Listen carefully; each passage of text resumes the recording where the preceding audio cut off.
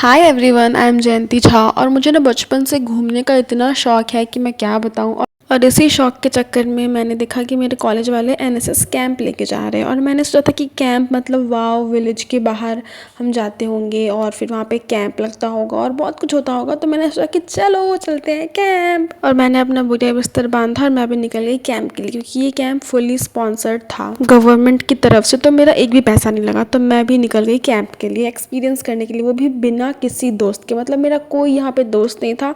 सबसे मैं एकदम जैसे दूसरे क्लास के, दूसरे बैच के मेरे जूनियर्स थे, सब थे। मेरा कोई दोस्त नहीं था यहाँ पे। लेकिन फिर हम जब कैंप पहुँचे तो मुझे पता चला कि यहाँ पे सारा काम खुद को ही करना है, कोई कुछ नहीं करेगा। तो हमने सबसे पहले सब मिल के हमने सफाई करी, और ये मैं हूँ झाड़ू लेके।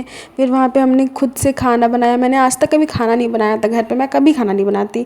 वहाँ पे जाके मैंने इतने सारे प्याज काटे, मेरे आँख से जो आंसू आ रहे थे। फिर मैंने धीरे धीरे अपने दोस्त बनाए और मुझे अच्छा लग रहा था वहाँ पे। मतलब फर्स्ट डे इट्स लाइक सबके साथ ऐसी बात करने में निकल गया, पता ही नहीं चला। इतनी मेहनत करने के बाद हमने खुद का बनाया हुआ खाना खाया, भोजन किया, जो कि इतना अच्छा लग रहा था। पहले हम वहाँ पे प्रे करते थे, फिर खाते थे। एक अलग ही एक्सपीरियंस, एक अलग ही जोन में मैं चले गई थी एनएसएस कैंप में जाके। मुझे बहुत मज़ा आ रहा था वहाँ पे। और ये कैंप कुछ 7 दिन का था, तो अब आ चुका था डे 2। और डे 2 पे हम सुबह सुबह उठ के प्रभात फेरी के लिए जा रहे थे। प्रभात फेरी में हम पूरा स्लोगन गाते थे और गांव वालों को बेसिकली कुछ चीज़ों से अवेयर करते थे, लाइक इंजेक्शन और बहुत सारी चीज़ों से हम लोग अवेयर करते थे अपने सॉन्ग के थ्रू, अपने जो स्लोगन थे उसके थ्रू। उसके बाद हम वापस आते, फिर वहाँ से वापस आने के बाद हम रोज़ मेडिटेशन करते थे। और मेडिटेशन के बाद हम सब ब्रेकफास्ट करते थे। और ब्रेकफास्ट भी हम खुद ही बनाते थे। बेसिकली जिसका जिस दिन का ड्यूटी हो रहा था वो करता था। तो जिसका ड्यूटी खाना बनाने का हो रहा था वो उस दिन प्रभात फेरी में नहीं जाता था, बाकी सब प्रभात फेरी में जाते थे। और जिसका ड्यूटी मेस में लगता था वो खाना बनाता सबके लिए। फिर ब्रेकफास्ट करने के बाद सबको अपना अपना काम असाइन होता था। कोई आर्ट एंड क्राफ्ट का काम करता था, कोई पेंटिंग का काम करता था, कोई गड्ढे खोदता था, लाइक प्लांट वगैरह के लिए, प्लांट लगाने के लिए। और बहुत सारे काम होते थे वहाँ पे करने के लिए। स्कूल को कुछ ऐसे कुछ मरम्मत करना है, या बहुत सारे काम होते थे करने के लिए, वो करते थे। फिर वो काम करने के बाद हम फ्रेश होते थे, हम शावर लेते थे, नहाते थे। उसके बाद हम सब बैठ के वहाँ पे लंच करते थे। फिर लंच करने के बाद हम रेडी होते थे। और दोपहर में हर दिन कुछ ना कुछ एक्टिविटीज़ होती रहती थी।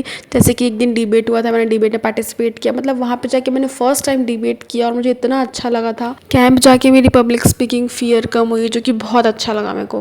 फिर दोपहर के सेशन के बाद हम स्कूल के बच्चों के साथ खेलते थे। फिर उसके बाद शाम के लिए हम उनके लिए कल्चरल प्रोग्राम ऑर्गेनाइज करते थे, और उसमें हम कुछ नया उनको हर दिन मैसेज देते थे। और मैंने पहली बार पार्टिसिपेट किया था नुक्कड़ नाटक में, उसी कल्चरल प्रोग्राम में। और मैं दादी अम्मा बनी थी। और मुझे पहली बार पता चला कि नुक्कड़ नाटक कैसा होता है। मतलब एक नया ही एक्सपीरियंस था। और हम हर डे उनको अलग अलग मैसेज देते थे, अपने डांस के थ्रू, स्लोगन के थ्रू, एक्टिंग के थ्रू, नुक्कड़ नाटक के थ्रू, स्कूल के बच्चों को। और गांव वाले भी स्कूल आते थे देखने के लिए, उनको भी हम अलग अलग मैसेज हर डे देते थे। एंड आई रिमेंबर हमने एक एक्ट किया था जिसमें मैं सीता माता बनी थी। और उस दिन हमने छठ पूजा का एक्ट किया था। मतलब उस दिन मैंने इतना अच्छे से फील किया ना छठ पूजा को, जब हमने उस दिन एक्ट किया था छठ पूजा वाला। मेरे को पहली बार इतना मज़ा आया था नुक्कड़ नाटक में, बता नहीं सकती। फिर रात को कल्चरल प्रोग्राम के बाद हम सब फ्रेश होते थे, फिर अपना डिनर करते थे। और डिनर करने के बाद हमारी रिव्यू मीटिंग हो रही थी, जिसमें आप सब अपना दिन का सब कुछ बताते थे। अगर कुछ प्रॉब्लम या कुछ भी, तो अब रिव्यू मीटिंग बनाते थे। फिर उसके बाद फिर हम सो जाते थे, और फिर वही सेम चीज़ हर सुबह रिपीट होती थी। और इन 7 दिनों मैंने इतना कुछ सीखा है। रिमेंबर कल्चरल रैली हमारी एक दिन थी, जिसमें हमको अलग अलग स्टेट को रिप्रेजेंट करना था। तो उस दिन मैं कोलकाता को कर रही थी रिप्रेजेंट, और मैंने बंगाली साड़ी पहनी थी। और मैंने अपने काफ़ी दोस्तों को भी हेल्प करी साड़ी पहनने में, और ज्वेलरीज हम एक्सचेंज करके पहनते थे। हमने बहुत मज़ा किया इन 7 दिन में। और मैंने इतना कुछ सीखा। मैंने परेड किया वहाँ पे पहली बार।